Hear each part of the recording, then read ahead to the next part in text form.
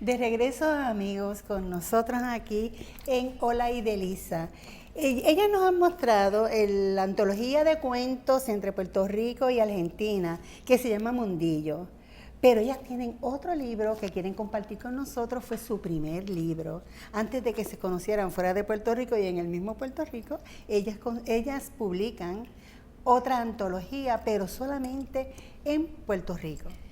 Esta antología nos las publica la universidad, la editorial EDP, de EDP University, y es ad honorem, o sea, es para regalarla en la ruta del cuento.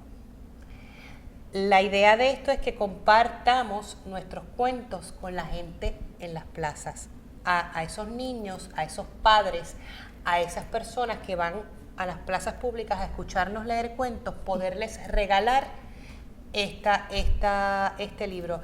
Y la editorial EDP muy amablemente costeó todos los gastos de edición y publicó este hermoso libro como comienzo para impulsar esa ruta del cuento. Y estuve leyendo en el Facebook que tienen ustedes, las tejedoras de cuentos, una entrevista que se le hizo a la fundadora, a Ginette. Y entonces ella cuenta allí y los exhorta a ustedes para que vayan al Facebook de las tejedoras de cuentos y le den clic, like. Sí, importante. Es muy importante. Y leí que la primera vez que se lanzan ellas, el grupo, a leer en público, no tenían ni permisos ni nada. A ellas se les ocurrió y se fueron, se pararon en una plaza y comenzaron a leer. Y unas de ellas le decían a las otras, mira, no tenemos permiso para estar leyendo aquí en público. Y la otra decía, no importa, para leer no se necesita permiso.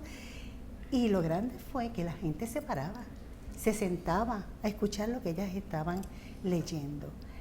Pero luego vino la campechada. ¿Cuál de ustedes dos me va a hablar sobre la campechada? Yo voy a contarte de la campechada para que tengas idea de por qué va por esa línea. Pues cuando surge la campechada, nos invitan a participar, pero de momento no teníamos carpa, no teníamos micrófono, no teníamos dónde pararnos. Pues Janet, que todo se lo inventa, cogió una cajita, como si fuera una caja de zapatos, pero de madera. Y entonces fue y compró un micrófono. Pues nosotros nos paramos en la calle San Sebastián, allí frente por donde está esos negocios de por allí, y agarramos el micrófono y nos pusimos a leer cuentos igual. Y la calle tenía un papel de estraza bien grande donde los niños se sentaban a pintar. Pues allí los niños empezaron a escribir cuentos y poesías, nos quitaban el micrófono, los adultos pasaban. Bueno, de lo que pensamos que parecíamos unas locas, se convirtió en el éxito de la tarde. Entonces, María les va a contar la experiencia que tuvo con una niña que se emocionó tanto que allí escribió 6 poemas en un fin de semana. Fue muy, muy impresionante cómo esa niña suelta la crayola y llega hasta donde nosotras y nos dice, yo podría leer, y obviamente esa era la idea. Entonces le dimos el micrófono y la niña lee su estrofa, todo el mundo yo quedé fascinada. La niña vuelve así y estuvo todo el tiempo que estuvimos yendo y viniendo con sus trabajos que escribía y lo traía. Lo curioso de todo esto es que esa es la finalidad.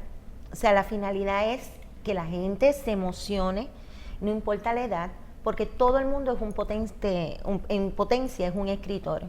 Porque el escribir es comunicar, es divulgar, es expresar lo que tú sientes. Así que la finalidad es esa. Y lo logramos con niñas. También en la campechada tuve la oportunidad de dar talleres y me tocó un grupo de adolescentes, la edad más difícil.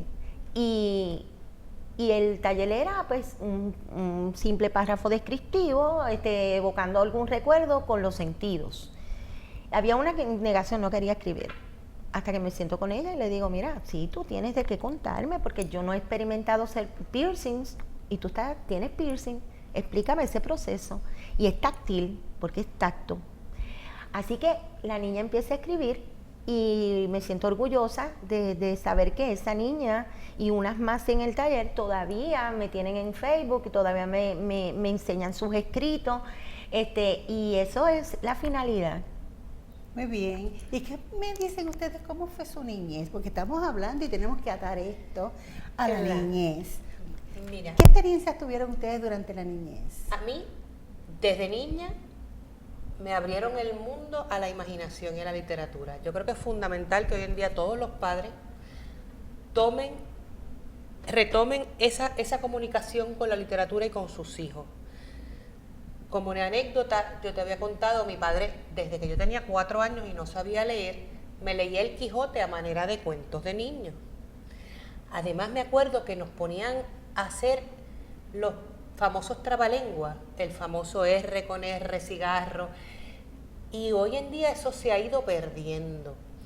Lo mismo con vocabulario. Me acuerdo que mi mamá y mis abuelos nos daban los libros de los árboles, los pájaros, las plantas de Puerto Rico y nos hacían ir. ¿Y esto qué es? Ah, pues eso es un árbol de amapola. Ah, ¿cómo se llama su nombre científico? Hibisco.